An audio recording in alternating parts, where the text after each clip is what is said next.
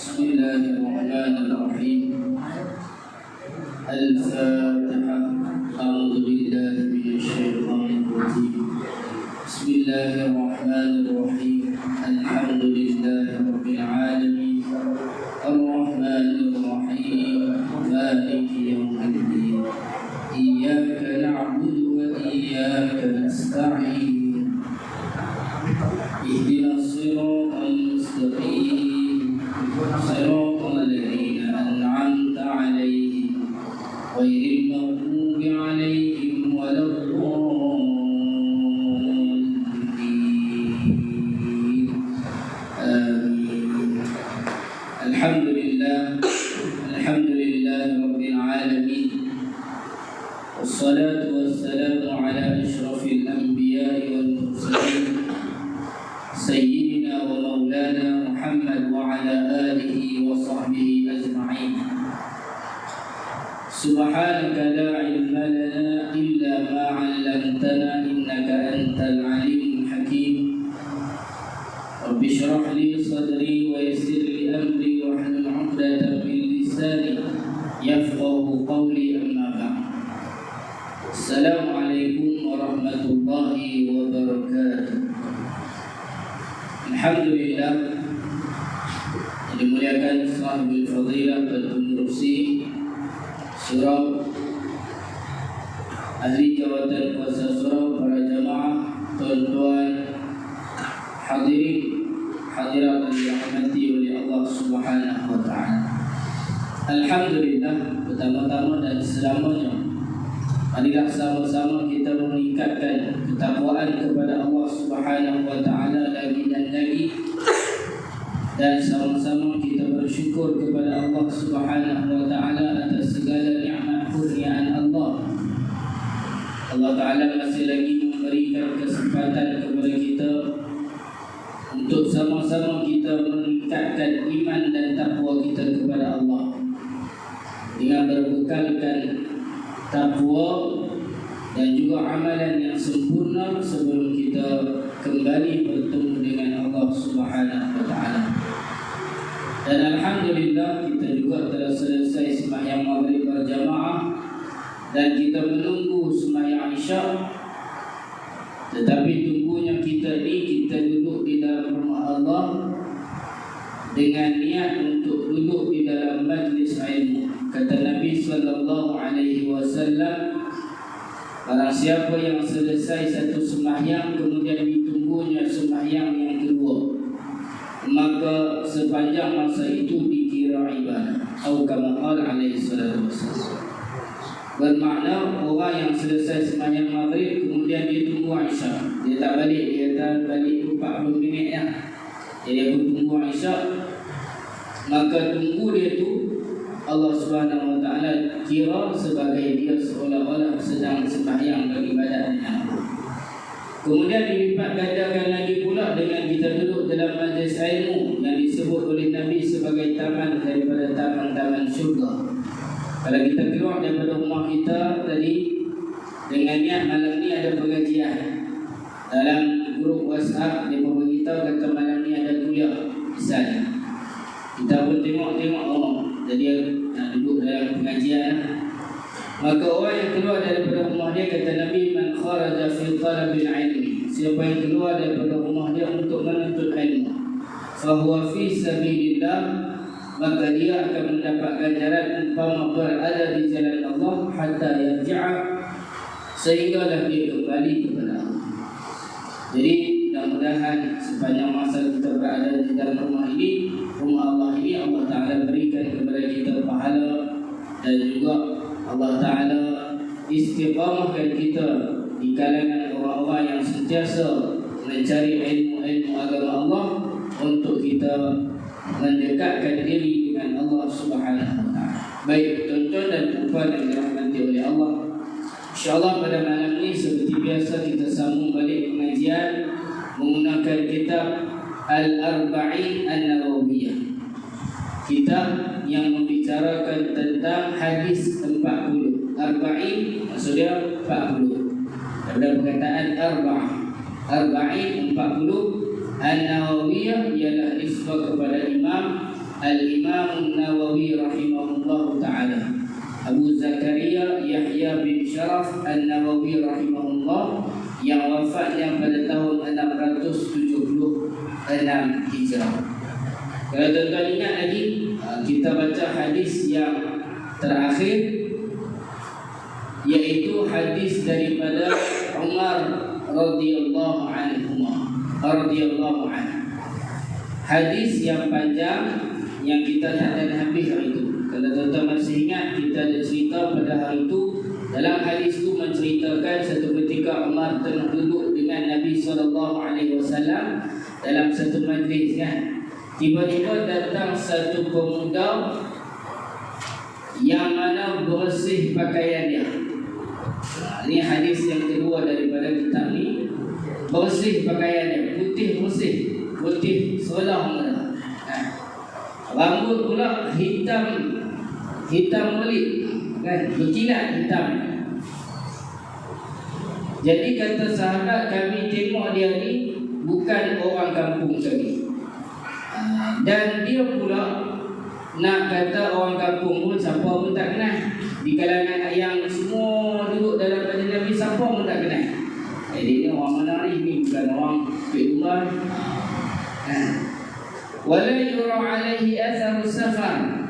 Dan kata Umar radhiyallahu an, tapi masalahnya dia pula tak dikenali di kalangan kami, dan tidak ada tanda-tanda kesan musafir daripada dia. Maksudnya dia ni bukan tanda-tanda musafir ni, maksudnya apa dia? Kalau zaman dulu musafir dia naik apa? Bukan naik kereta, kan, dia dia main naik unta, jalan pula atas padang pasir. Jadi apa dia? Mesti akan lekat kesan-kesan debu. Rambut tu kalau daripada warna hitam, dia jadi warna coklat nanti, pasal debu padang pasir. Jadi tapi tanda-tanda musafir tak ada pada dia. Maksudnya dalam keadaan pakaian pun tak ada debu-debu, putih bersih, rambut pun hitam berkilat. Dia datang terus masuk duduk dalam majlis Nabi, belaga lutut dengan Nabi. Maksudnya duduk hampir dengan Nabi SAW. Umar tak kenal, tapi siapa pun tak tanya. Pasal dia main-main, terus dia main duduk depan Nabi SAW, lutut bertemu lutut. Dalam hadis hari itu kita baca, dia kata boleh, fa'asnada rukbatayhi ila rukbatayhi. Lutut dia bertemu dengan belaga lutut dengan Nabi. Wa wada'a kaffayhi ala fakhidayhi. Dia letak tangannya pada paha dia. Ada riwayat kata letak pada paha Nabi, ataupun ulama kata dia letak pada paha dia, nak menunjukkan hampirnya dia dengan Nabi. Lepas tu dia tanya beberapa soalan. Jadi ini yang kita kata hari itu, lelaki ni adalah merupakan lelaki misteri. Yang hari itu pun kita tak sebutkan sampai akhir, sampai dia ada.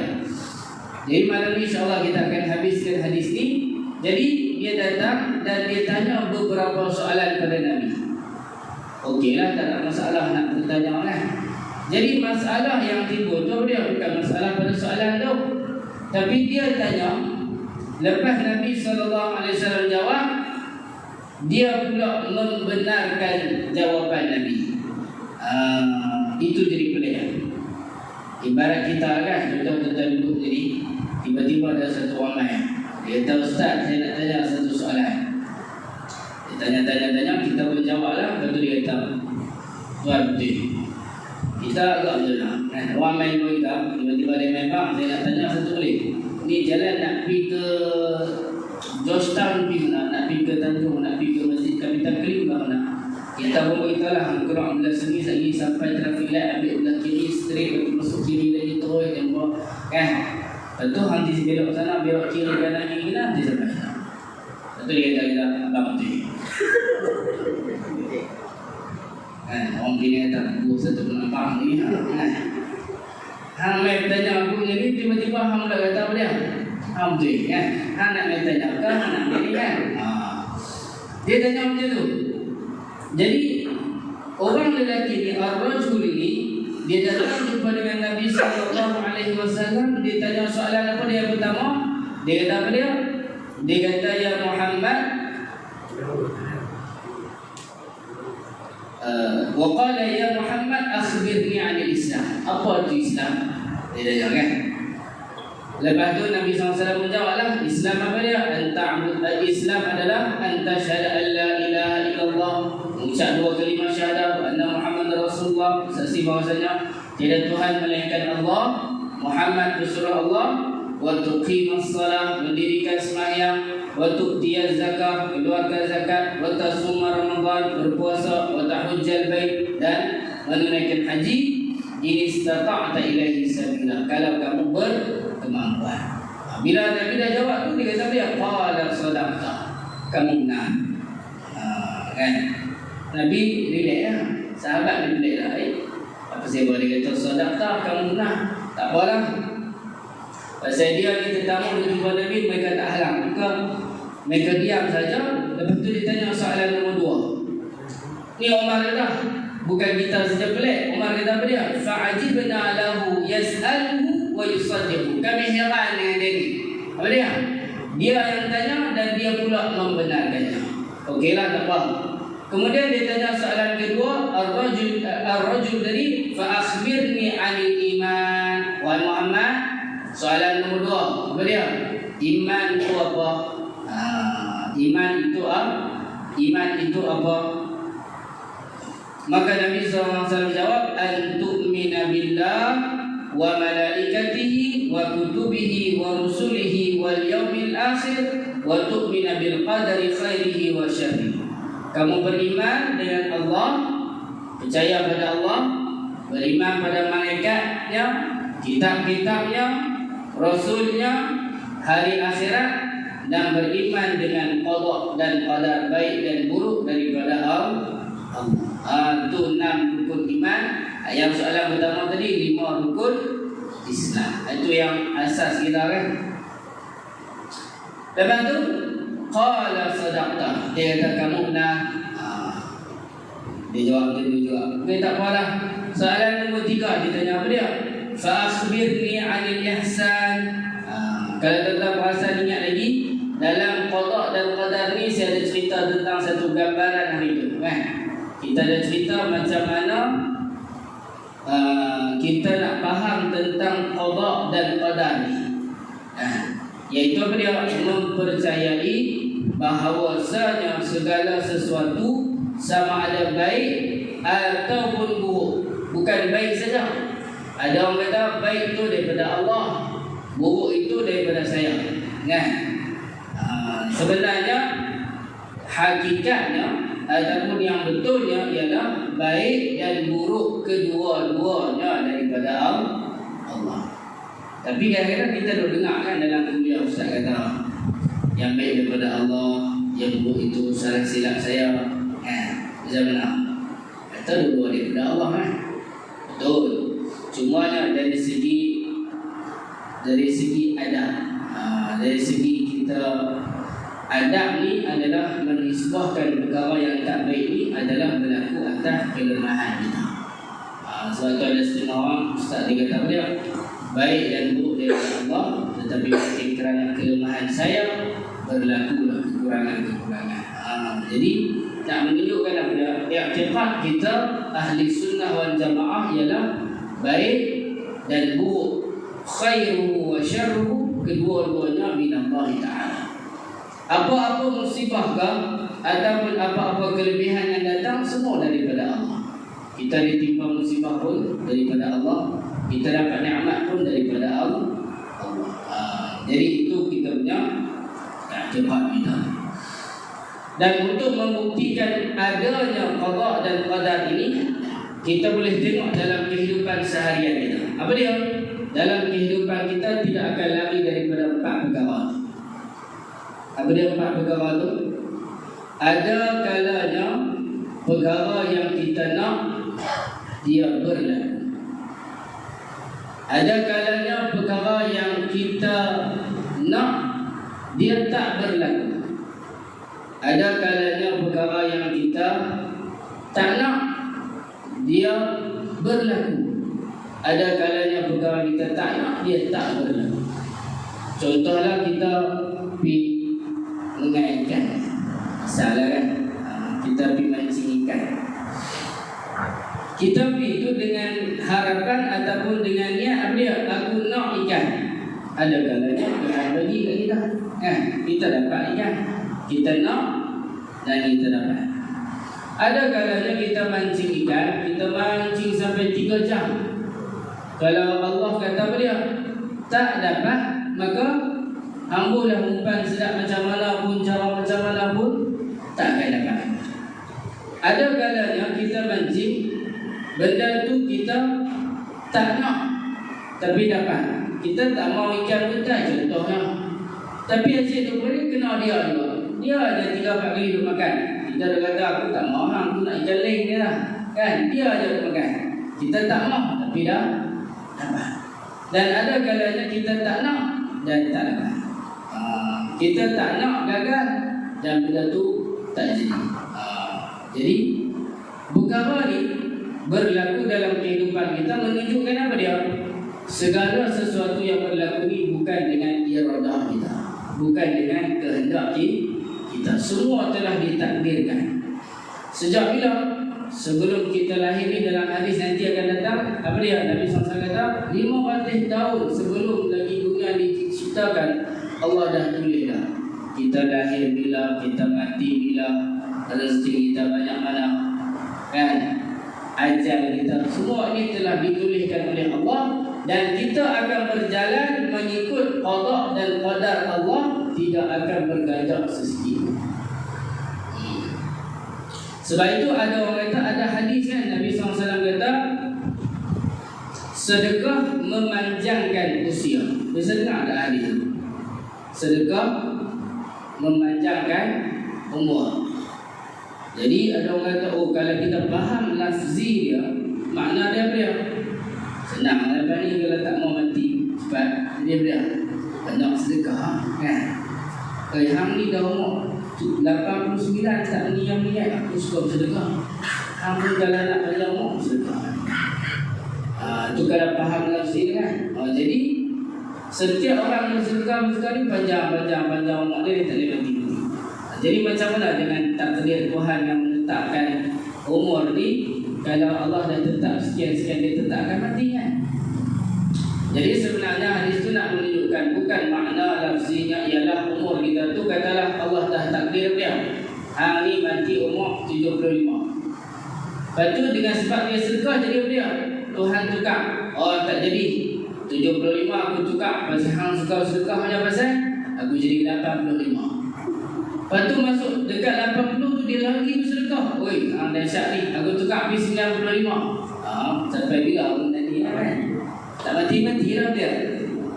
Jadi apa maksud dia? Maksud dia ialah Allah memberi keberkatan dalam umur dia. Umur dia singkat, umur 60 je dia hidup. Tapi amal bakti yang dia buat ataupun dia punya ibadat dia, amalan dia tu Allah jadikan ibarat macam hidup dia 100 tahun. Ataupun dia meninggal dah, tetapi buku catatan amalan dia masih terbuka. Jadi umur pendek, tapi esok mai balik bertemu dengan Allah tu dia macam orang punya umur 100 tahun punya amalan. Awak amalan yang banyak sangat. Bukan hidup pendek je kau. Bukan hidup 60 tahun. Allah bagi keberkatan. Tapi kata ulama apa dia? Dipelihara umur dia, dipelihara masa-masa dia tu supaya tidak melakukan perkara-perkara yang mendatangkan dosa ataupun perkara yang sia-siakan. Dalam hadis lain Nabi sebut apa dia? Min husni islamil mar'i tarkuhu ma la ya'ni. Antara keindahan Islam Islam seseorang apa dia? Meninggalkan perkara yang tidak berfaedah baginya. Baik, jadi berkaitan dengan qada dan qadar ni, apa yang kita nak cerita di sini, beriman yang kita pertama dengan Allah, kan rukun iman tu. Beriman dengan Allah maksudnya kita tak boleh ada syak wa sangka terhadap Allah sikit pun. Apa maksud iman ni? Al-yaqin bil haqiqah, yakin dengan sempurna ni apa dia? 100% kita kena yakin Allah Tuhan kita yang tidak ada kuasa melainkan kuasa Dia. La ilaha illallah. Tidak ada Tuhan, tidak ada kuasa, tidak ada kekuatan melainkan kekuasaan Allah. Tu nafi mutlak, tak ada langsung. Bahkan diri kita ada kekuatan tak ada. Semuanya datang daripada Allah. Kalau ada orang ada sikit syak, dia kata aku yakin tapi ada sikit macam ragu-ragu sikit, tak boleh. Iman macam tu ditolak. Kena 100% beriman dengan Allah. Begitulah juga beriman dengan malaikat, kitab-kitab, rasul, hari akhirat, dan beriman dengan qada dan qadar. Dan saya dah bagi contoh hari itu kalau tuan-tuan masih ingat tentang qada dan qadar. Apa dia? Contoh mudah kan kita bagi hari itu. Ada satu orang yang mana kita nak cerita dia, kalau Tuhan dah takdir benda tu kat kita, dia tak boleh lari mana. Dia tak boleh lari. Kita buat bila macam mana pun, kalau Allah dah tetap dah benda tu. Cuma kita tahu dah apa yang bertakdir kita sekarang. Yang dah berlaku kita tahu. Macam sekarang kan, Allah dah takdir saya datang hari ni, Allah dah takdir tuan-tuan duduk nanti pada malam ni. Itu semua dah ditakdirkan. Tapi apa yang akan datang ni semua kita tahu dah.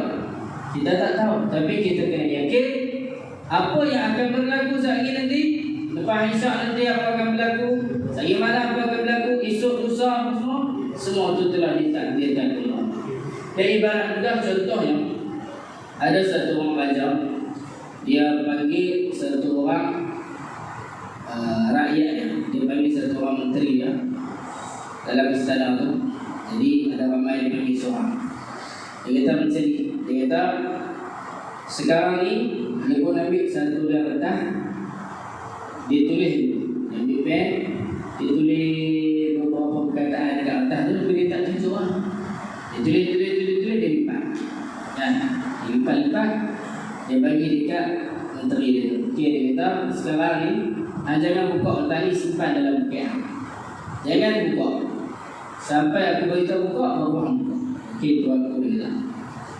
Sekarang ni aku nak hang keluar daripada istana ni, dan lepas 1 jam aku nak hang masuk balik dalam istana ni. Tapi dengan satu syarat. Apa dia tuanku? Hang masuk dalam istana ni dengan syarat tidak boleh masuk melalui pintu. Apa dia?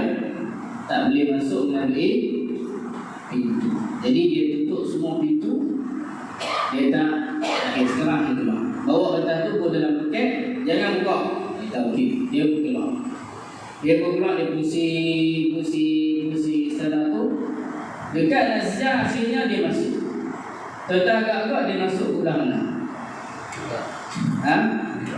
Tingkap kan?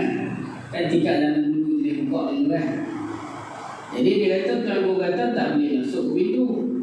Aku lompat dalam tingkap. Dia pun rambat naik, lompat masuk main depan raja. Jadi dia dah main, dia keluar. Tuanku, saya dah masuk. Okey, hang masuk ke mana? Dia kata saya masuk ke tingkap. Siapa suruh masuk ke tingkap? Dia tak ada siapa. Tuanku kata masuk lah, tapi jangan masuk ke pintu. Dan tuanku tak kata pun tak boleh masuk ke tingkap. Jadi saya masuk ke tingkap. Jadi ada orang suruh tak? Tak ada siapa. Saya sendiri yang buat. Okey. Hang baca tak tadi kertas tu boleh buat? Tak baca pun. Tuanku tak bagi dia dah. Okey, sekarang hang buka baca. Dia pun ambil dalam buket dia kertas tu, dia buka. Tak dia tulis bang. Raja tu tulis, hang akan masuk melalui tingkap. Boleh apa? Hang akan masuk melalui tingkap. Jadi yang raja tu dia tulis kata menteri dia ni akan masuk melalui tingkap setelah menteri tu masuk ke ataupun sebelum menteri tu masuk? Sebelum. Dan menteri itu masuk melalui tingkap itu adakah dengan perintah raja ataupun adakah dengan dia tahu isi yang raja itu tulis, tapi dengan ikhtiar dia. Itulah ibarat dalam hidup kita dalam dunia ini. Kita berjalan dalam dunia ini semua telah ditakdirkan. 500 tahun sebelum kita diciptakan Allah dah tulis anak buat apa, anak makan apa semua. Kita tahu tak apa yang Tuhan tulis ke kita? Kita tahu tak apa yang Allah tulis ke kita? Tak tahu kan? Tapi kita akan buat perkara itu sama seperti mana yang Allah Ta'ala telah takdirkan. Jadi kita boleh tak jadi sebahagian orang dia mempersalahkan, dia kata Tuhan kenapa buat macam ni sikit-sikit. Ataupun seperti mana golongan Jabariyah, dia bila buat dosa, dia ada satu bukan ada banyak apa firqah batilah ini bagi. Ada Qadariyah yang firqah kata apa firqah sesat. Ada kumpulan Jabariyah, ada Mu'tazilah kan, Syiah, Qadariyah ni. Salah satunya daripada golongan Jabariyah. Golongan Jabariyah ni sesat kerana apa? Kerana dia kata manusia ini tidak ada kuasa. Kita pun katakan manusia tak ada kuasa, tidak? Tuhan yang Maha Kuasa. Cuma beza kita dengan Jabariyah, dia kata apa dia? Manusia ni dia tak berkuasa sehingga kan kalau dia buat dosa pun dia kata apa dia? Dia kata Tuhan yang takdir aku buat. Kan kalau cakap curi kan, pasti faham curi. Dia kata Tuhan, Allah dah takdir saya nak buat dosa. Allah dah takdir saya mencuri. Sebelum saya lahir lagi Allah dah takdir saya mencuri. Saya nak buat dosa. Dia berzina, tertangkap, pasti faham berzina. Dia kata Allah dah takdir saya berzina. Saya nak buat dosa, saya tak boleh lari. Jangan. Kan? Dia kata saya tak boleh lari daripada benda ni. Sebab Tuhan dah takdir. Memang Tuhan dah takdirkan, tapi perbuatan tu berlaku dengan kehendak siapa? Dengan ikhtiar siapa? Ikhtiar kita. Macam mana menteri tadi, dia langkah lompat masuk ke tingkap tadi, siapa suruh? Ada raja suruh tak? Ada. Ikhtiar dia sendiri. Maka ikhtiar itulah yang manusia dia Allah bagi. Allah memang buat dua jalan. Ada jalan baik, ada jalan buruk. Allah bagi pilihan, tetapi kita kena faham apa dia? Apa yang kita pilih esok nanti itu telah ditakdirkan. Kalau kita orang baik, Allah akan mudahkan kita untuk membuat pilihan kebaikan. Kalau kita orang yang tak baik, maka Allah akan buat keputusan untuk kita memilih perkara yang tidak baik. Jadi Allah Ta'ala tidak zalim. Sebab apa? Allah menghukumkan kita kerana kita melakukan perkara itu adalah kerana ikhtiar. Sebab apa? Sebab takdir itu tidaklah kita ketahui melainkan setelah perkara itu terjadi. Melainkanlah kalau kita tahu, aku dah takdirkan kita sendiri. Oh, terpaksa sendiri. Yang tu tak boleh kan? Tapi ada orang jadi tak ada kan? Dia buat dengan apa dia? Dengan atas nafsu dia sendiri, betul tak? Ibarat macam orang tadi kan, dia melompat masuk dalam melalui tingkap tu atas kehendak dia sendiri. Walaupun benda itu telah ditulis oleh raja tersebut. Itulah ibaratnya dalam kehidupan kita ni. Dunia ni kita berjalan, semua apa yang berlaku baik ke buruk ke kita kena faham itu adalah daripada Allah Subhanahu wa ta'ala. Baik. Seterusnya kata lelaki itu, bila Nabi SAW dah cerita 6 perkara rukun iman tadi, dia kata apa dia? Qala sadaqta, kamu benar. Kemudian dia tanya soalan yang ketiga, fa akhbirni 'anil ihsan. Wahai Muhammad, ihsan apa dia? Islam, iman, nombor 3 apa dia? ihsan. Apa dia itu ihsan? Nabi kata an ta'budallaha ka'annaka tarahu fa in lam takun tarahu fa innahu yaraka. Kamu menyembah Allah seolah-olah kamu melihatnya. Kamu menyembah Allah seolah-olah kamu melihatnya. Fa in lam takun tarahu, kata Nabi, kalau kamu tidak melihat Allah, maka yakinlah fa innahu yaraka, Allah melihat kamu. Itu martabat ihsan. Ihsan ni maqam ubudiyah, maqam ibadat yang tinggi. Sehingga kita ni belajar ibadat, semayang kita ni khusyuk kita, sehingga kita semayang ni seolah-olah kita nampak Allah Ta'ala di hadapan. Walaupun Allah ni bukan bertempat kan, itu akidah kita. Tapi kita beribadat seakan-akan kita merasakan Allah sentiasa dengan kita, sehingga bila kita takut nak melakukan kesalahan. Bila dia nak buat salah, dia jadi apa dia? Allah ada tengok ni ya. Walaupun dia duduk seorang-seorang dalam masjid tu, tak ada siapa tak main lagi. Betul tu terbuka dia kan. Dia dah merah-merah dia. Tapi dia tanya apa dia? Orang tak nampak, CCTV tak ada, tapi siapa ada? Allah Ta'ala. An ta'budallah, kamu menyembah Allah ka'annaka tarah, seolah-olah Allah sedang kamu melihat Allah. Kalau kamu tak dapat makam tu, itu makam yang tinggi lah dia. Dia seolah-olah melihat Allah Ta'ala. Kalau tak mampu, fa innahu yaraka. Fa in lam takun tarahu, kalau Nabi kata kalau kamu tak boleh melihatnya, fa innahu yaraka, tapi yakinlah dia sentiasa melihat kamu. Sebab tu dulu Ustaz saya pernah cerita masalah saya mengaji dulu kan, cerita tentang kawan ni. Jadi dia bawa satu kisah tentang ada satu ketika tu satu orang guru dia ambil ayam. Jadi dia bagi anak murid dia ni, dia bagi seorang sekor ayam dengan dia bagi pisau tu. Jadi dia kata dia sekarang ni, aku nak hampa ambil ayam ni pergi sebelah dia, tapi dengan satu syarat. Apa dia? Hampa pergi bawa ayam ni, pergilah sebelah kat mana pun tak ada masalah. Cuma tempat tu jangan bagi ada siapa pun nampak. Tunggu dia bagi syarat dia. Jangan bagi ada siapa pun nampak. Jadi masing-masing tu ambil ayam macam-macam lah. Ada yang pergi masuk dalam apa? Dalam store, dia tengok tak ada orang di display. Ada yang masuk dalam tengok cari masuk dalam mari. Ada yang masuk bawah katil. Macam-macam lah. Ada yang pergi menyeronok pada sana, ada yang pergi. Dan sekali balik main semua, lepas berapa lama tu guru bagi balik semua main. Dia bawa main ini semua dah sebelah. Jadi tu bertanya, hang sebelah kat mana?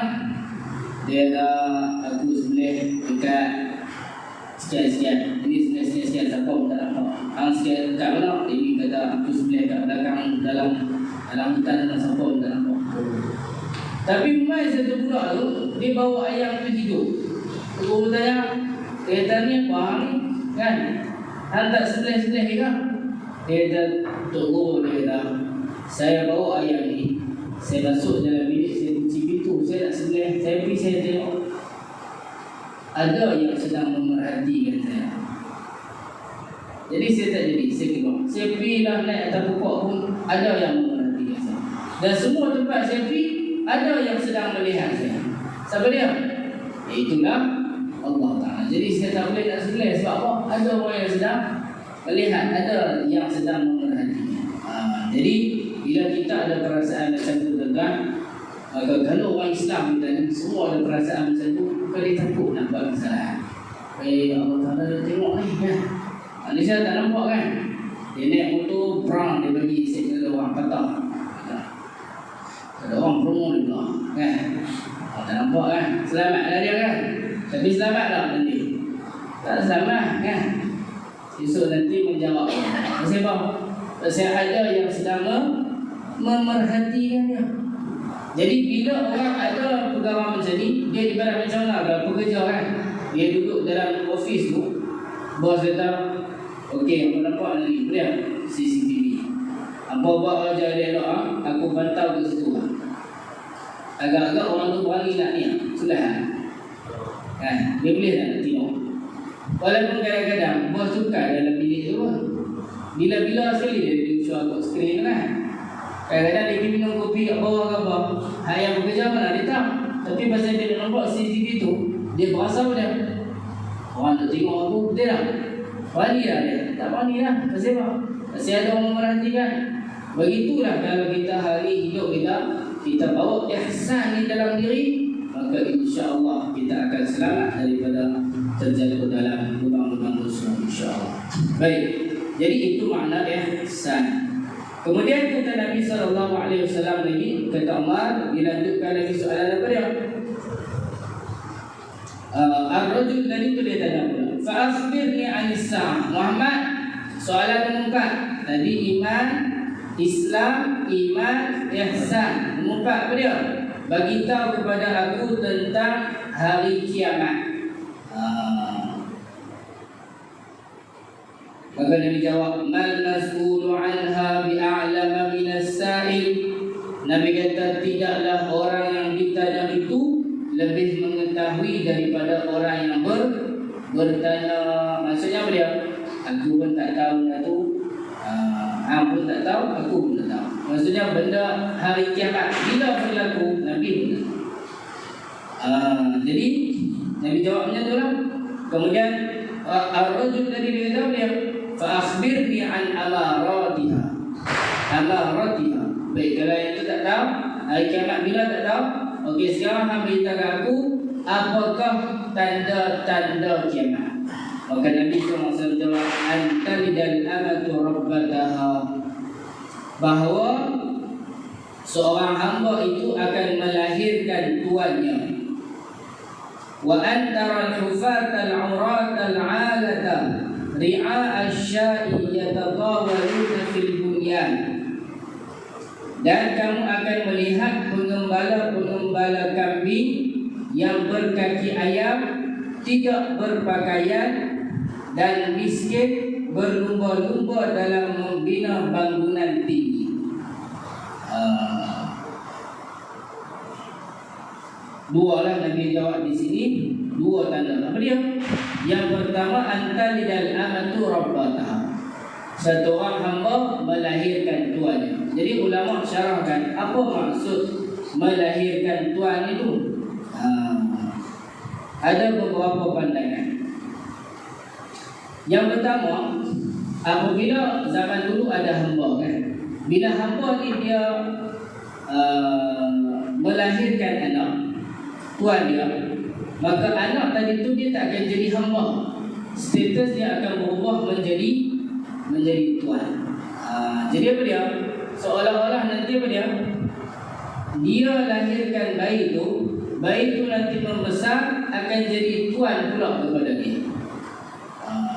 Ataupun kata Imam Ibn Hajar Al-Asqalani, dan katanya ini adalah kinayah daripada banyaknya kejadian penderhakaan anak-anak di akhir zaman, sehingga kan si bapa takut terhadap anaknya sendiri sebagaimana si hamba takut kepada tuannya.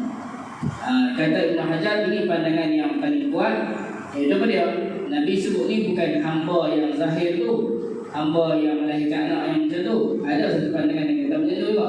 Tapi menurut pandangan Ibn Hajar Al-Asqalani, beliau mengatakan yang dimaksudkan hamba melahirkan tuan ialah kinayah kepada dia. Akhir zaman ini banyaknya berlaku dia, anak-anak ni dia melayan ibu dia, menjadikan ibunya seperti mana kan. Dia letak mak dia dah tak ni pencet dah, jadi dia tak mak main dekat mak dia kan. Jadi dia mak dia lah basuh baju dia, mak dia lah kemar rumah, jadi tiap bulan dia bayar gaji. Ibarat macam hamba kan. Mak dia jadi pekerja dia. Orang dulu letak hamba kan, jadi dia letak mak dia. Jadi banyak lagi, bukan setakat itu sahaja, ada yang sampai sanggup menderhakai kan, sehingga dia layan mak dia tu, na'udzubillah min zalik, seperti mana satu orang tuan melayan kan, tidak diberikan hak yang sepatutnya. Jadi itu akhir zaman kita. Bila berlaku banyak perkara macam tu tuan, dan benda ni banyak ada terjadi akhir zaman kita. Bukan nanti nak tengok akhir zaman, sekarang ni pun dah banyak kan. Mak ni punya fikir punya anak daripada kecil sampai nak besar, tapi masih sayang. Tapi anak ni dia tak fikir kan. Untuk harta dia boleh jual rumah, dia boleh sanggup tinggal di mak dia serius fikir pun tak. Berapa banyak hari orang yang hantar anak-anak sampai 7-8 orang, tapi hantar mak pergi jaga duduk rumah anak apa, rumah asuhan orang tua. Sebab tak boleh nantinya. Semua perkara ini menunjukkan kepada tanda-tanda qur'us sa'ah, berlakunya hampirnya hari kiamat. Dan yang kedua kata Nabi SAW dia, kamu akan melihat pengembala orang miskin ni, mereka akan yatatawaluna fil bunyan. Apa maksudnya? Orang-orang Arab ataupun orang-orang yang dahulunya miskin, orang yang dahulunya pengembala kambing pun, tapi hari ini mereka orang yang mana berlupa-lupa nak bina bangunan-bangunan. Kita tengok hari banyak bangunan tercakar lagi. Jadi semua itu diadakan untuk apa dia? Untuk riak dan berbangga-bangga. So adanya benda tu, itu dah tanda-tanda kata Nabi beliau hampir yang akan berlaku kiamat. Ini sebahagian, bukan ini saja, banyak lagi tentang tanda-tanda hari kiamat. Ini sebahagian yang disebut oleh Nabi SAW. Qala thumma talaqa. Kemudian bila ditanya ada soalan tu, Nabi pun jawab sampai situ. Kemudian kata Umar yang cerita hadis ni. Umar kata thumma talaqa. Habis ditanya tu, kemudian lagi tu pun bangun, dia beri. Dia keluar. Falabistu maliyah. Maka aku pun kata Umar, aku menunggu dalam jarak waktu yang agak lama. Aku tunggu lama juga dari situ. Summa qala li. Kemudian Nabi SAW tanya kepada aku, ya Umar, atadri man as-sa'il? Kamu tahukah siapa yang bertanya tadi tu? Yang berdoa pelik tu kan? Dia main dengan jubah putih bersih, tak ada tanda-tanda musafir, bukan orang kampung kita. Hampa pun tak kenal dia pun tak tahu hampa siapa pun tak kenal dia, bukan musafir. Lepas tu dia tanya soalan, dia pula membenarkan. Hampa pun dah berasa heran kan? Memang kami heran pun. Hang kenal tak siapa dia? Umar kata, qultu Allah wa rasuluhu a'lam. Umar kata dia, Allah dan Rasulnya lebih mengetahui. Wahai Muhammad, kami tak tahu siapa dia. Maka Nabi kata, laki isteri itu siapa dia? Fa'innahu Jibril. Itulah dia Jibril, atakum yu'allimukum dinakum. Dia datang untuk mengajarkan kepada kamu agama kamu. Hadis rawahu Muslim. Hadis ini diriwayatkan oleh Imam Muslim, dan juga diriwayatkan oleh Imam At-Tirmidzi, dan diriwayatkan oleh Imam Abu Dawud dan An-Nasa'i rahimahumullah ta'ala. Jadi Jibril alaihissalam dia pernah datang dalam beberapa keadaan, dan yang ni Nabi Jibril alaihissalam datang dalam rupa manusia. Jibril pernah datang dalam rupa sahabat. Jibril pernah datang dalam rupa Jibril yang sendiri pun pernah. Dan Nabi SAW pun pernah melihat Jibril dengan rupanya yang hakiki. Ada juga Jibril datang dalam bentuk manusia, seperti mana yang ini dia datang dalam bentuk satu orang manusia. Dan kedatangan Jibril ini nak mengajarkan kepada orang-orang itu adalah pengajaran agama, untuk bertanya tentang apa itu iman, Islam, ihsan dan tanda-tanda kiamat. Jadi apa kita boleh ambil faedah daripada hadis ini ialah yang pertama, Nabi ajarkan kepada kita, diajarkan kepada kita antara cara-cara untuk kita menghasilkan ilmu, salah satunya adalah dengan bertanya. Bukan sekadar mendengar, tapi bertanya. Masa itu ada sebahagian orang dia buat majlis soal jawab. Sebab kadang-kadang itu juga adalah satu platform atau cara untuk meningkatkan ilmu. Dan yang kedua, apa yang kita faham daripada sini, dengan kita sebagai salah seorang yang bertanya ataupun kita yang wakil bertanya, sebenarnya memberi manfaat kepada ramai. Kadang-kadang ada orang dia nak tanya tapi dia segan. Tapi kita yang bertanya, jadi apa dia? Yang lain ni dia beritahu, kami pun tak tahu juga benar ni. Pasal hang tanya benda pasal semua yang duduk sini dapat manfaat. Jadi janganlah kita segan-segan kalau nak bertanya. Kerana apa? Perkara itu kadang-kadang memberi faedah untuk kita, ataupun memberi faedah untuk kawan-kawan kita, ataupun kadang-kadang perkara itu kita dah tahu, tapi kita tanya juga supaya dia mungkin nak diberi penjelasan kepada yang lain. Tetapi yang bertanya yang dilarang, kata Nabi SAW, ialah bertanya untuk kita nak menunjukkan kita lebih pandai, ataupun bertanya soalan-soalan yang mana susah untuk ada jawapan. Dia tanya benda-benda pelik-pelik, itu Nabi SAW tak beri. Contohnya dia bertanya, siapa yang ada sebelum alam? Alam di dunia ni, sebelum dunia ni ada, apa yang ada? Sebelum Tuhan ada, siapa yang ada? Jadi dia buat soalan pelik-pelik itu, Nabi SAW larang bertanya. Itu soalan-soalan yang pelik kadang-kadang. Ada juga yang bertanya kan, saya nak tanya sebelum alam tak ada bayar. Dia tak dulu dinosaur ada. Kan?